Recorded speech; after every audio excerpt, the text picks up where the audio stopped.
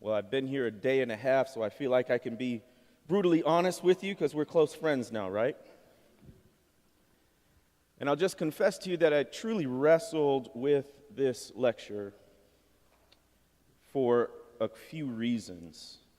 And I'll get at this by talking about my book. I know it seems kind of cheesy, but this to me is more than just words on a page. It's actually the fruit of a burden. So I got interested in history because of Ferguson and Black Lives Matter.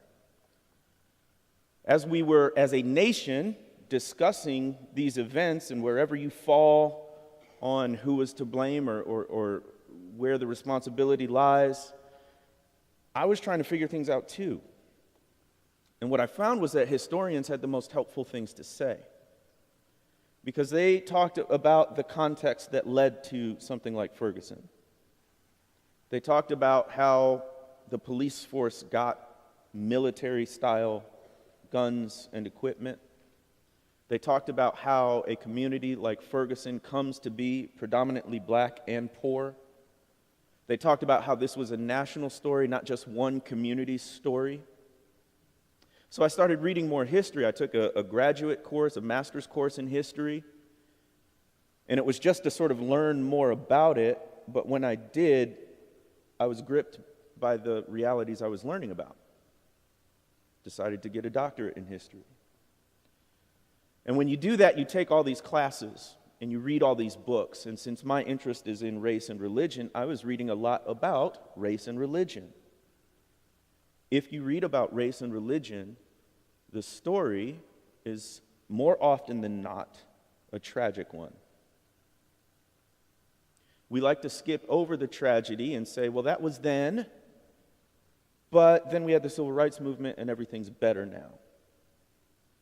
Well, I wrestled with this talk because I'm used to giving some more like happy-go-lucky, let's focus on the good news of the gospel and how everything's okay in the end. But I wonder if we don't self-sabotage our efforts at justice by not dwelling more with the pain, with the suffering.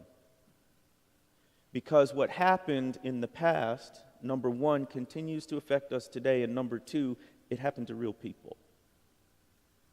And so this book was actually birthed out of a burden because I couldn't bear the weight of the tragedy and the sadness alone.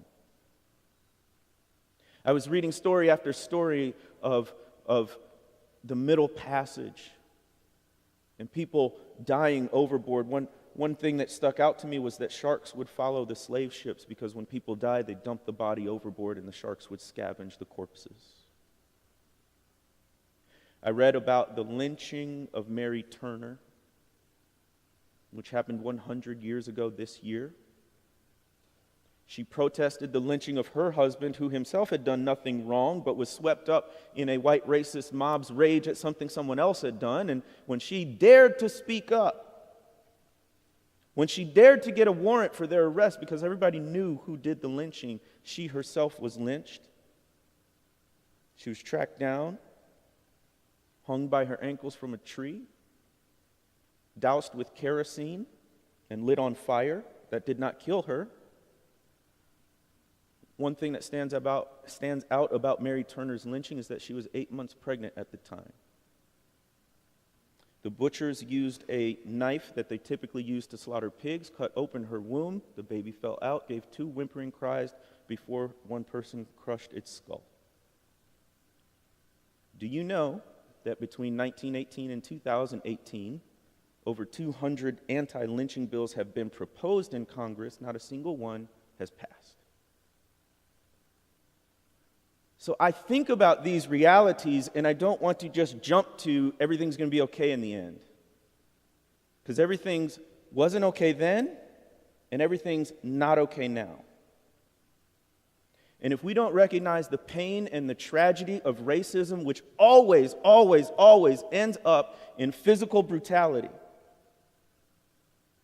we will not have the right solutions.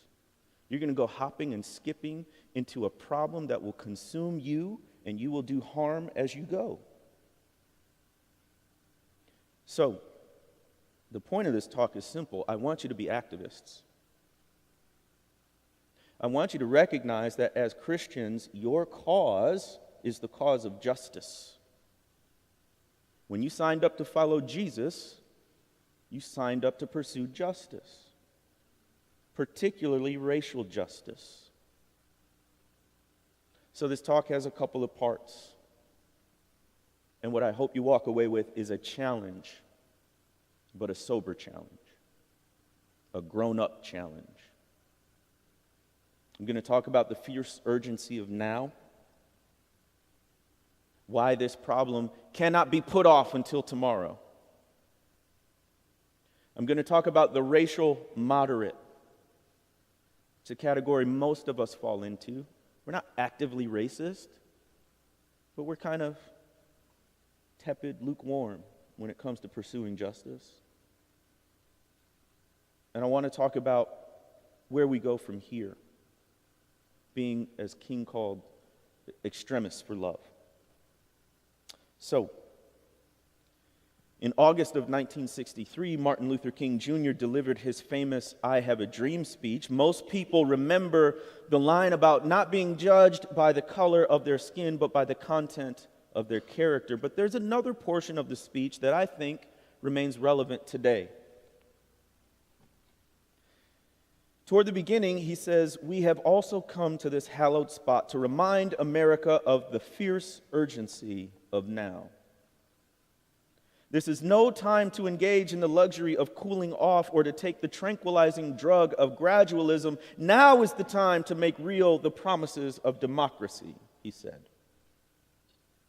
Now that was 1963. And here we are, 55 years later. And the question is, how far have we come?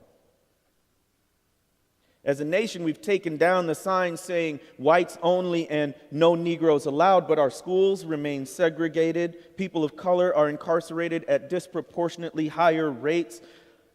Black people have an unemployment rate that remains about double of white people. And when it comes to opposing racism, have Americans, and more specifically Christians, have we overdosed on what King called the tranquilizing drug of gradualism? My point this morning is that given the fact that the American church in the Reformed tradition has been complicit in racism, then a racial reformation today must include actions to promote civil rights and justice. In other words, the church has missed it so often in the past that it has demolished credibility with people of color and with non-Christians, because so often not only did we compromise with injustice, oftentimes we promoted it. So if we are to see racial unity, diversity, equity, inclusion today, then it must include justice. And yet, we remain stuck in 2018 because, by and large, vast segments of the American church, particularly the white church, fails to recognize the systemic and institutional aspects of racism. The facts that the courts and the legal system were designed to oppress and not liberate black people in many instances. I want to walk through a couple examples. And my question with all of these examples is, where was the church? Now, immediately you might be thinking, well, there are always exceptions. And there are. Quakers, Moravians, different branches of the church. But in terms of the broad church and the identity of the American church, where were we? So, even written into the Constitution, there was a sort of waffling, to put it nicely, on slavery. Article 4, Section 2, Clause 3, aka the Fugitive Slave Clause, said that if a slave escaped and crossed state lines, then that slave could be caught and returned to his or her owner. Now, what's interesting is they never used the word slave or slavery, but it said, quote, persons held to service or labor, which meant a slave. And that's in the Constitution. What that meant, practically speaking, was that even as a black person, if you were brave enough, creative enough, and fortunate enough to escape the plantation, then somebody could capture you and send you right back. And do you know what would await you? At a minimum, torture, perhaps death. Why? Because you had the audacity not to want to work for someone else and be considered property. Where was the church? The Dred Scott case of 1857. Dred Scott sued his slave owner for freedom because he had lived with his owner as a servant in free states in the North. So Scott's figuring, well, I'm in a free state.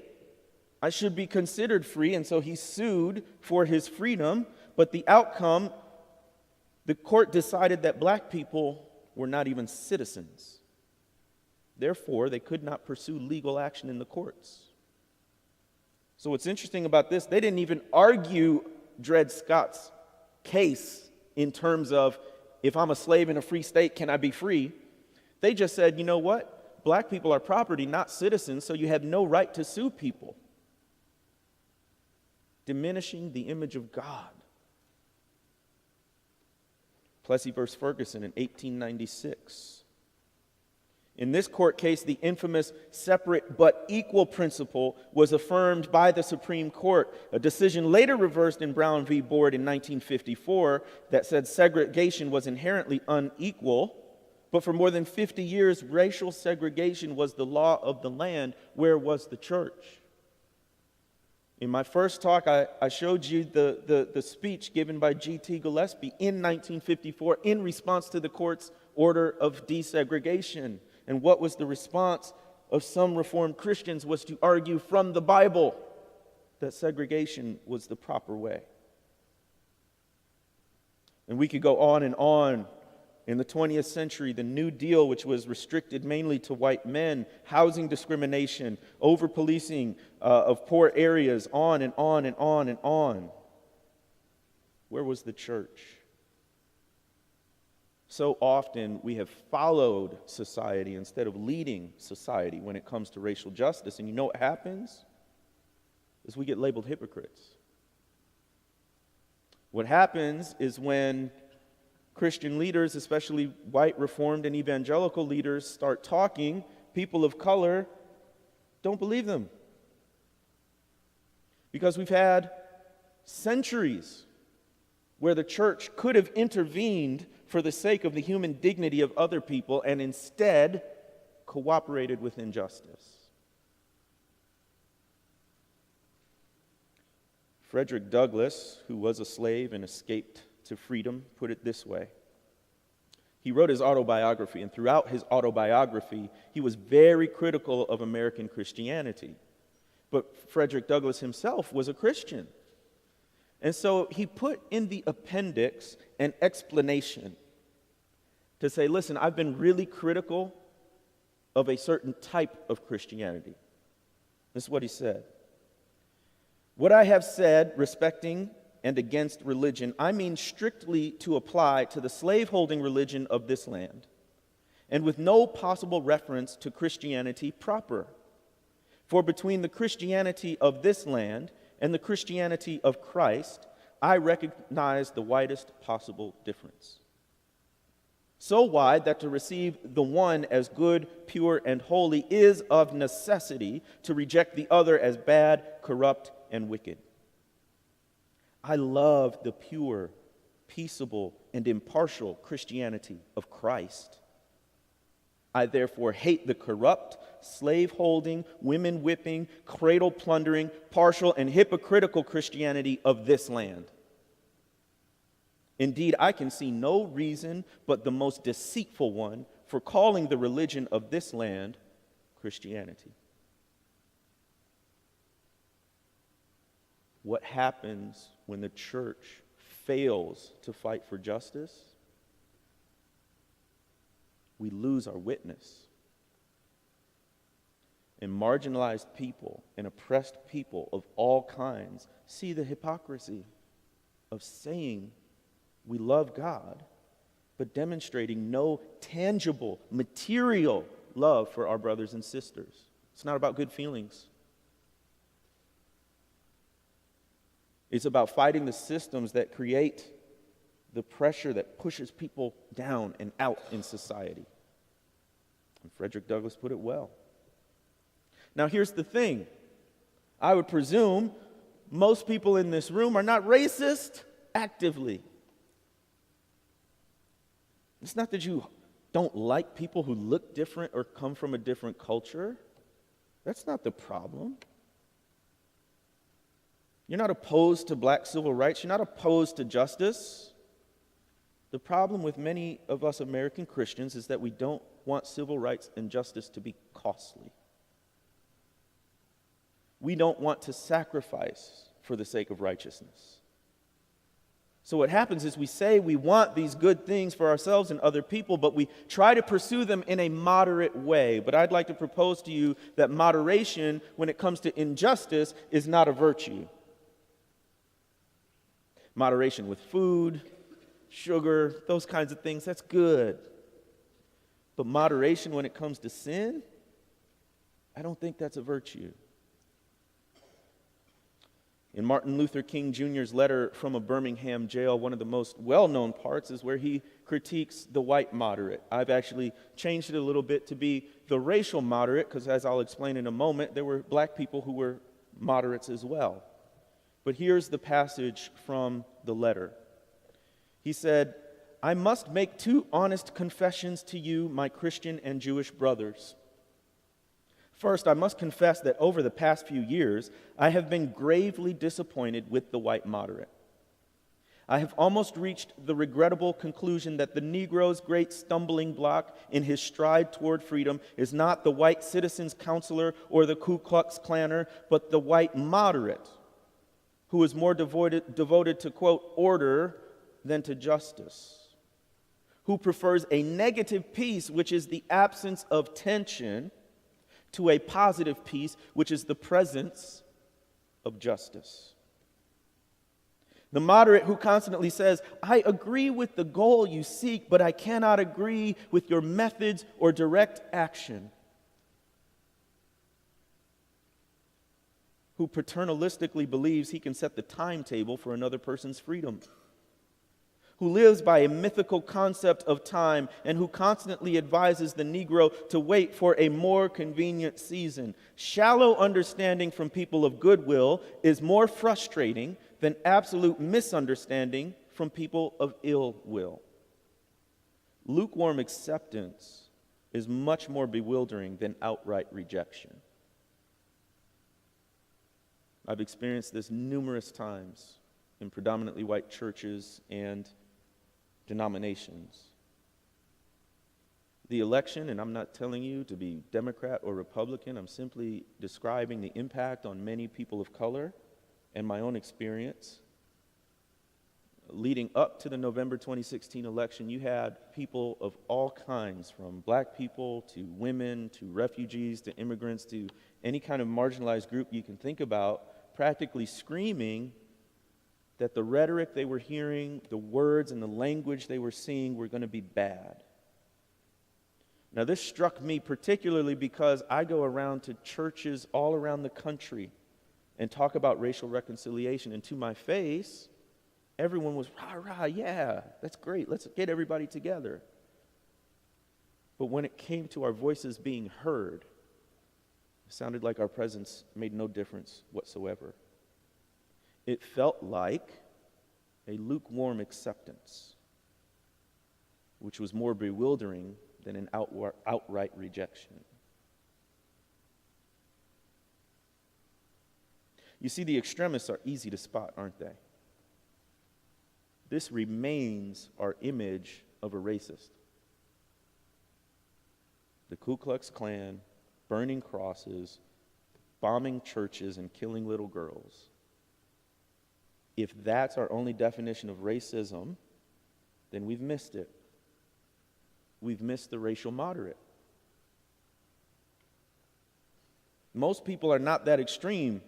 Most people are much more reasonable than those kinds of racists. So it becomes easy to point the finger at the most extreme forms of racial terror and say, those are the real racists. But King troubles those waters. He says that extremists present a clear and present danger, but the most harmful enemy is the one you thought would be your friend.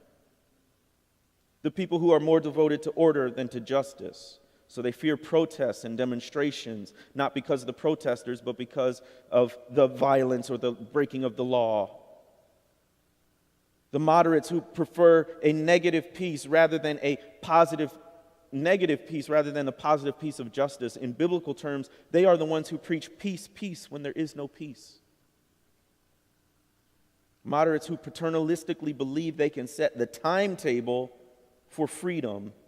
The ones who advise caution and a gradual approach to addressing injustice rather than stopping the evil right now. What's so interesting is that King, in his letter from a Birmingham jail, was responding to a letter that he received. Now, we always pay attention to King's letter. I think it's interesting to pay attention to the letter from the racial moderates. Listen, they said, "We recognize the natural impatience of people who feel that their hopes are slow in being realized." They said, "We formally pointed out that hatred and violence have no sanction in our religious and political tradition." They said, "When rights are consistently denied, a cause should be pressed in the courts and in negotiations among local leaders, not in the streets." What stands out is that these racial moderates are so reasonable. These are not foaming at the mouth racists. What they're advising King is work it through the courts. You know what the courts did? Courts did Dred Scott. Courts did Plessy v. Ferguson. Courts failed to convict white lynchers. They failed to recognize that the courts didn't work, in other words. And they were advising gradualism because they didn't like the marches. They didn't like the fire hoses and the dogs and the picketing and the boycotting. But there was nothing else that was working. And so King said the moderates are actually our stumbling block in the stride toward freedom. Now, a word on black moderates, because it's not just white people. Not all black people or black Christians appreciated Martin Luther King's brand of direct action protest. For instance, in 1961, King had to leave his denomination, the National Baptist Convention, which is the largest black Baptist denomination, and help form the PNBC, which stands for Progressive National Baptist Convention, a denomination that was supportive of vigorous public protest and instigating confrontation through nonviolent means in order to change unjust laws. So even King faced opposition from other black Christians. Historians estimate that maybe at the high end, 10% of black churches were actually involved in the civil rights movement actively. Many others may have supported it directly by providing verbal or perhaps financial support, but make no mistake, not all black Christians were out marching in the streets. Black ministers were often the most educated and financially stable members of the black community, and they had a lot to lose if they angered white people. So there is such a thing as a black racial moderate both then and now. But let's go back to the Bible. It strikes me that when Jesus was talking to religious folk, he was sometimes very harsh. When he was talking to religious folk, he sometimes gave really, really sharp warnings. For instance, in Matthew 23, he says, "Woe to you, scribes and Pharisees, hypocrites, for you build the tombs of the prophets and decorate the monuments of the righteous, saying, if we had lived in the days of our fathers, we would not have taken part with them in the shedding the blood of the prophets." In other words, they think they're righteous because they're religious. What if we applied that to race and justice? What if we exercised a little creativity and thought about what Jesus might say to the church in America when it comes to race and justice? What if Matthew 23 were to read, "Woe to you, Reformed Christians and racial moderates, hypocrites. For you hold immense to commemorate civil rights activists and read books about the martyrs of anti-racism, saying, if we had lived during the civil rights movement, we would not have taken part with the racists in shedding the blood of the protesters. Thus you witness against yourselves that you are sons and daughters of those who murdered Martin Luther King Jr. Fill up then the measure of your slaveholding and segregationist fathers and mothers, you racists, you racial moderates. How are you to escape being sentenced to hell? Therefore, I send you social justice warriors and community organizers and activists, some of whom you will put in jail and lynch, and some you will call Marxists in your churches and troll on social media, so that on you may come all the righteous blood shed on earth, from the blood of the righteous Medgar Evers to the blood of Emmett Till, the son of Mamie Till Mobley, whom you lynched in Mississippi. Truly I say to you, all these things will come upon this millennial and Gen Z generation.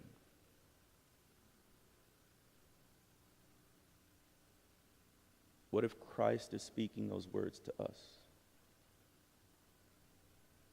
What if the word that we need to hear right now is not a word of comfort, but a word of woe?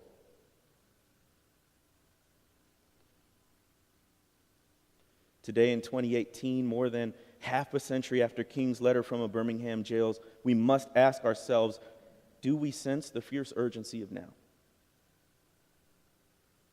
Are we the racial moderates of today? We must view civil rights activism and justice as part of the modern racial reformation. So what do we do? In King's letter from a Birmingham jail, he talks about becoming an extremist for love. King said, and now this approach, civil disobedience, is being termed extremist, but though I was initially disappointed at being categorized as an extremist, as I continued to think about the matter, I gradually gained a measure of satisfaction from the label. Was not Jesus an extremist for love? Love your enemies, bless them that curse you, do good to them that hate you, and pray for them which despitefully use you and persecute you. We need to move from being racial moderates to extremists for love.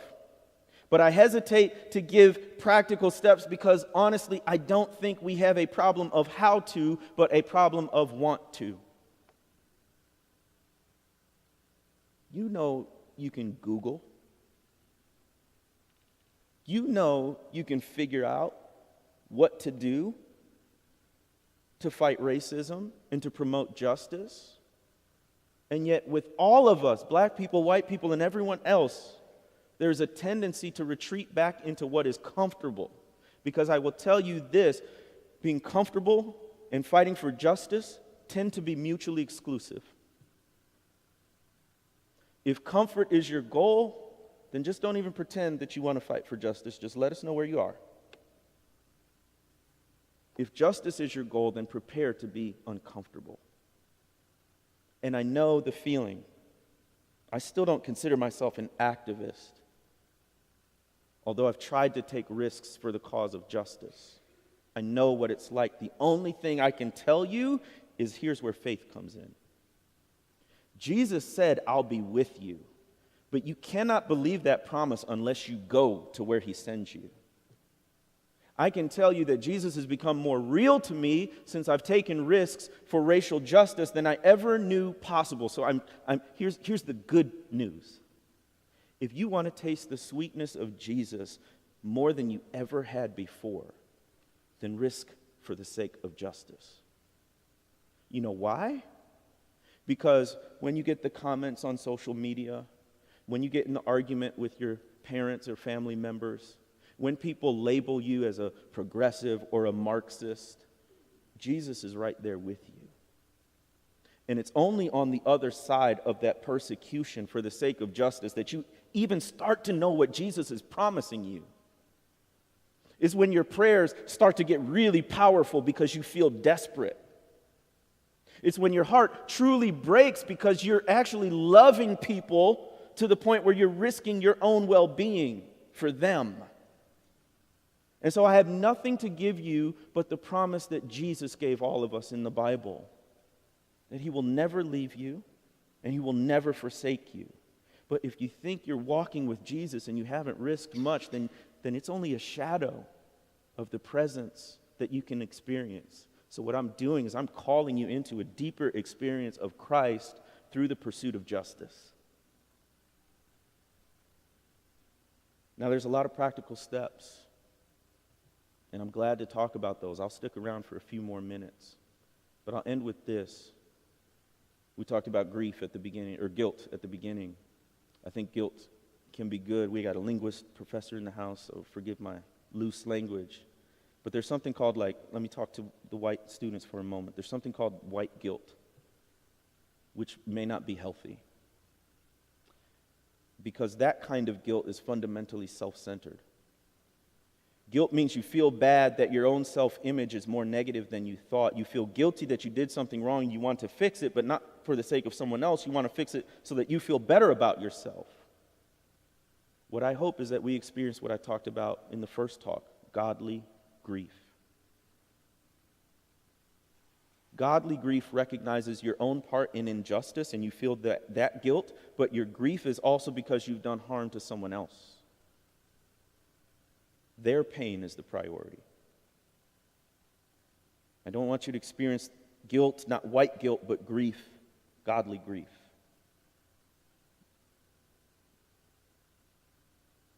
But you're in a good position here at Covenant to do something. I haven't been with you long, but I've had deep experiences, long conversations with faculty and administration, sat in on a couple classes this morning. That was wonderful. And what I observed is that you can take advantage of your liberal arts education.